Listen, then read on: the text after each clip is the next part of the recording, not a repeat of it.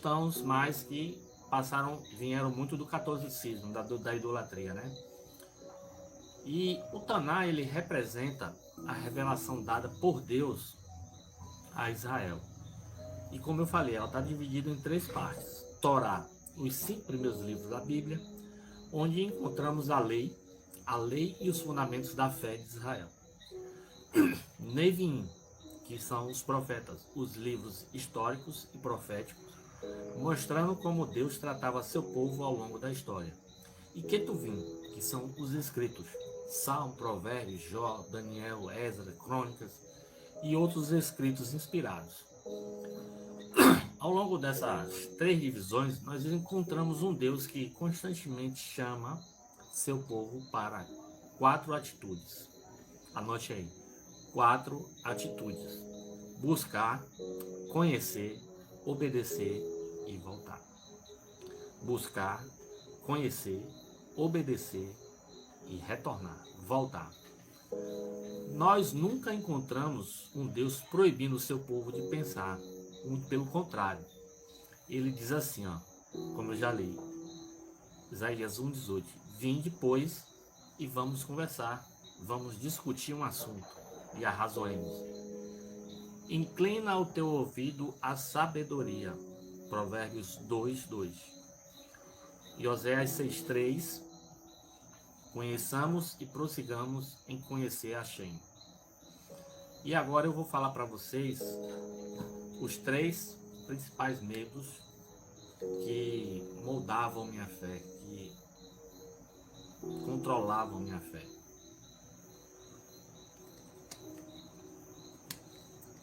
O primeiro medo era o medo do inferno. Isso mesmo. Nas igrejas a gente aprende que existe um lugar de fogo, um inferno, que se você não fizer tudo certinho, é para lá que você vai. Se você não aceitar Jesus como seu único e suficiente Salvador, você vai para o inferno. Se você não fizer o que o pastor quer, você vai para o inferno. Se você não fizer o que o grupo de oração quer, você vai para o inferno. Se você não fizer o que o seu grupo de homens, de senhoras, de senhores, de evangelismo quer, você está em rebeldia, você está em falta de fé, então você vai para o inferno. Esse talvez tenha sido o maior medo desde a minha conversão. Eu acreditava que qualquer erro poderia me levar imediatamente à condenação eterna. Minha relação com Deus era baseada nesse medo. Mas isso foi mudando quando eu comecei a estudar o Taná, sem o Novo Testamento, sem as revelações sobre o Messias, sem Jesus. Quando eu comecei a buscar dentro da Bíblia hebraica, o Taná, encontrei algo interessante. Sempre que os escritores falavam sobre a morte, utilizavam principalmente a palavra Sheol. Observe alguns textos. Salmo 6:5: porque na morte não há lembrança de ti, no Sheol quem te louvará? Eclesiastes 9:5: os vivos sabem que hão de morrer, mas os mortos não sabem coisa nenhuma. Eclesiastes 9:10: no Sheol, para onde tu vais, não há obra, nem projeto, nem conhecimento. E Salmo 16:10: não abandonarás minha alma no Sheol. Jacó disse que ia descer ao Sheol, Gênesis 37:35. Jó falou do Sheol, Jó 14:13. Davi falou do Sheol, Salmo 16. E então despertou uma pergunta: será que realmente eu conhecia o Taná, a Bíblia, o que realmente ensinava sobre a morte? Foi aí que comecei a pesquisar ainda mais. Percebi que Deus nunca desejou que o seu povo servisse apenas por medo. Agora, pois, Israel, que pede a ti Hashem, que temas a Hashem e o ames. O termo bíblico, ele se refere não a terror permanente, não a medo permanente, onde sua alma vai para lá e vai lá ser afligida pelo fogo do inferno, que quando você morre, se você perguntar para algum pastor hoje, quando você morrer, para onde é que você vai? Sendo cristão, acreditando na Bíblia, ele vai dizer que você vai para o céu. E isso não é verdade. A Bíblia está dizendo que você vai para o Sheol. É um lugar de purificação, de renovação, onde você vai passar para depois voltar sua alma para Deus. O segundo medo, de perder a minha salvação. Esse é um dos medos que acompanha muitas pessoas sinceras que estão em igrejas, de perder a sua salvação. Acompanha muitas pessoas isso. Esse era um enorme medo que eu tinha. Eu vivia imaginando que qualquer pecado poderia fazer Deus desistir de mim. Mas a Bíblia hebraica, ela diz que Deus é extremamente misericordioso. Êxodo 34, 6 e 7 diz assim, ó: Hashem, Deus compassivo, clemente, tardio em irar-se. Eu tinha esse medo de qualquer pecado, qualquer erro, de perder a minha salvação. Que Deus ia desistir de mim, porque Ele tinha aplicado fichas, investido em mim, e que Ele ia desistir agora por causa do meu erro. Lamentações 3, 22 e 23 diz assim, ó: As misericórdias de Hashem são a causa de não sermos consumidos. Salmos 103, 8 diz assim, ó: Compassivo e misericordioso é Hashem. Então eu comecei a perceber algo muito importante. Sempre que Israel se arrependia, Deus recebia seu povo novamente. Se você for ler o livro de Juízes, você vai ver que toda hora o livro de Juízes vai estar dizendo assim, ó: E fez o povo, o rei, o que era mal perante os olhos de Deus. Mas Deus sempre fazia com que se levantasse um novo rei após o povo clamar e se arrepender. Então Deus abraçava o povo de Israel novamente. Joel 2,13 diz assim, ó: Rasgai o vosso coração, porque ele é misericordioso. Ela está dizendo aqui, ó: confesse para Deus o que você errou. Confesse o seu pecado. Arrependa-se, porque ele é misericordioso. Isaías 55, 7 diz assim, ó: Deixe o perverso o seu mau caminho e se converta a Hashem. Miqueias 7, 18 e 19 diz assim: Quem é Deus semelhante a ti, que perdoa a iniquidade? Então eu vivia com medo de perder minha salvação. Nossa, eu aceitei Jesus, eu não posso pecar mais, eu não posso errar porque eu vou perder minha salvação. E isso muitas vezes é pregado, é ministrado palavras com relação a isso, de que você vai perder sua salvação. Então eu compreendi que na minha caminhada não deveria ser baseada em segurança constante, mas em arrependimento sincero e fidelidade. Terceiro medo, o medo de fazer perguntas. Como eu falei no início dessa live, eu perguntei ao meu líder espiritual na época como é que fazia o jejum. Ele falou: faz de qualquer jeito, rapaz, Deus aceita. E não é bem assim. Jejum não é um ato de se brincar, de fazer de qualquer jeito. Mas você sabe por que ele falou isso? Porque ele não tinha conhecimento, assim como eu não tinha e ainda não tenho todas as respostas, todos os conhecimentos. Então, talvez esse tenha sido o maior divisor de águas. Durante anos eu acreditava que questionar determinadas doutrinas era pecado. Mas será que Deus pensa assim? Observe só. Vinde e arrazoemos. Vamos conversar sobre isso. A glória dos reis é investigar. Adquire sabedoria. Abre os meus olhos para que eu veja as maravilhas da tua lei. Salmos 119, 18 fala assim: Abre os meus olhos para que eu veja as maravilhas da tua lei. Então, quando você começa a enxergar na lei de Deus as maravilhas que Deus faz, você começa a perder os seus medos.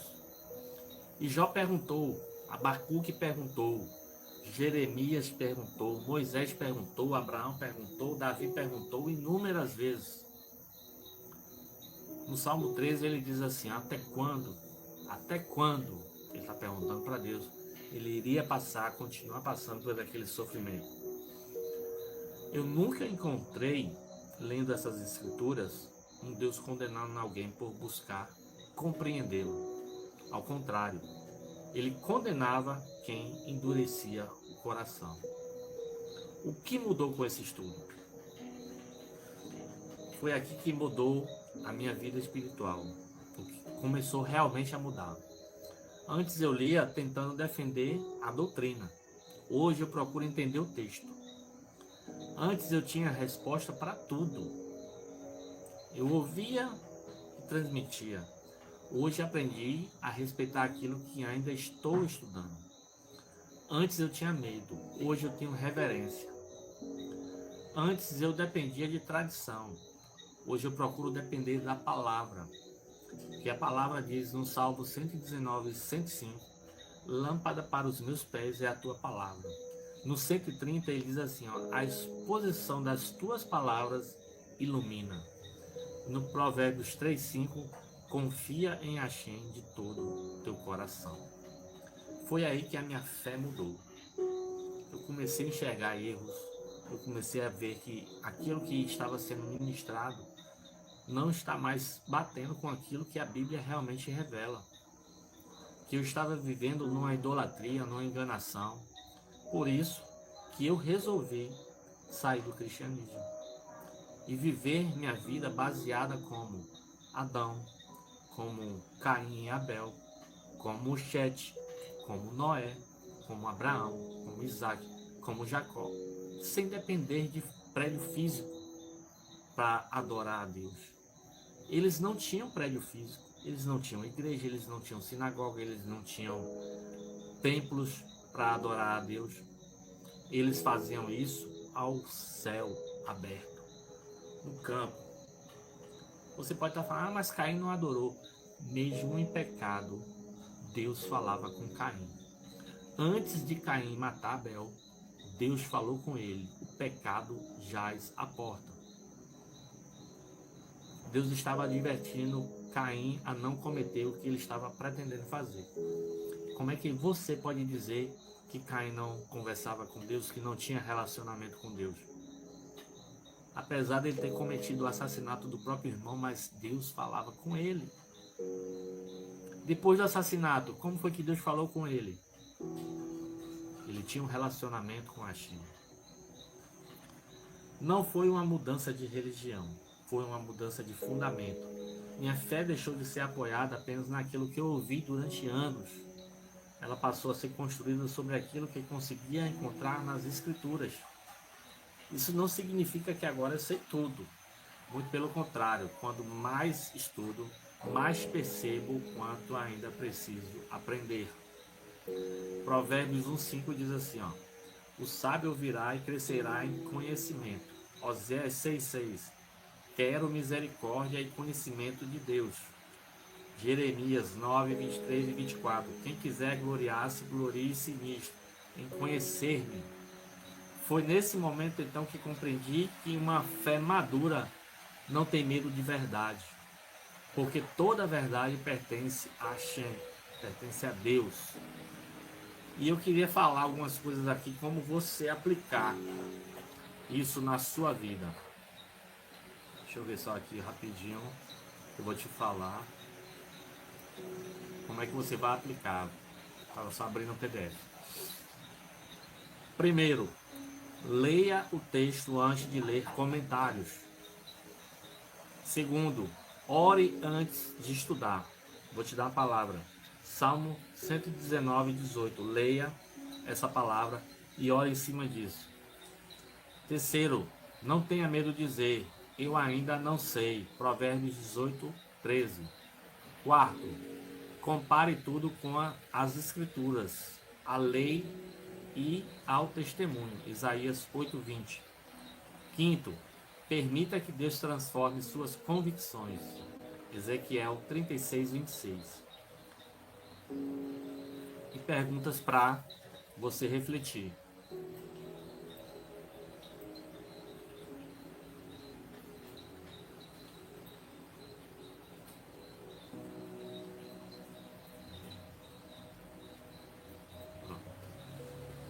Reflita aí. Minha fé é baseada no Taná ou apenas em tradições? No que eu escuto? Eu tenho coragem de examinar aquilo que eu acredito? Tenho servido a Deus por amor ou por medo? Estou buscando conhecer o caráter de Deus ou apenas defender minhas opiniões? Estou disposto a seguir a verdade, mesmo que ela desafie minhas convicções? Hoje eu posso dizer que o estudo do Taná me libertou de 3 grandes medos: o medo do inferno, o medo de perder a salvação e o medo de fazer perguntas. No lugar desses medos nasceu algo muito maior: desejo de conhecer Deus, amor pelas Escrituras e humildade para continuar aprendendo. Quero terminar essa live deixando um desafio. Não aceite minhas palavras, pesquise. Faça exatamente aquilo que eu fiz. Esqueça os comentários, esqueça os livros, as teologias e vá buscar, leia, ore, pesquise, compare. Pergunte e permita que Deus fale com você. Como está escrito no livro de Isaías 34:16. Buscai no livro de Hashem e lede. Conheçamos e prossigamos em conhecer Hashem. Então eu queria perguntar algo para você. Você tem medos dentro da sua igreja, dentro da sua congregação? Você tem medos de que seus líderes lhe vejam como um rebelde, como uma pessoa que não tem fé, porque você está questionando dentro da palavra? Eu falo questionar dentro da palavra, não vai questionar seu líder fora da palavra, com suas convicções, com seus achismos, suas opiniões. Confronta ele dentro da palavra. Tá bom? Se essa mensagem falou no seu coração, compartilhe essa live. Vai ficar gravada e vai ter um link na descrição se você quiser baixar o PDF. Vai ter um link lá, vai cair no Drive. Você pode baixar esse PDF para você que ficou até aqui, tá bom? Esse PDF só vai ficar disponível para quem ficou até aqui. Essa live vai ficar gravada. Eu te desejo Shalom, Boker Tov, fique com Hashem, que Ele te abençoe e guarde em todos os momentos. Tenha coragem, Deus é contigo.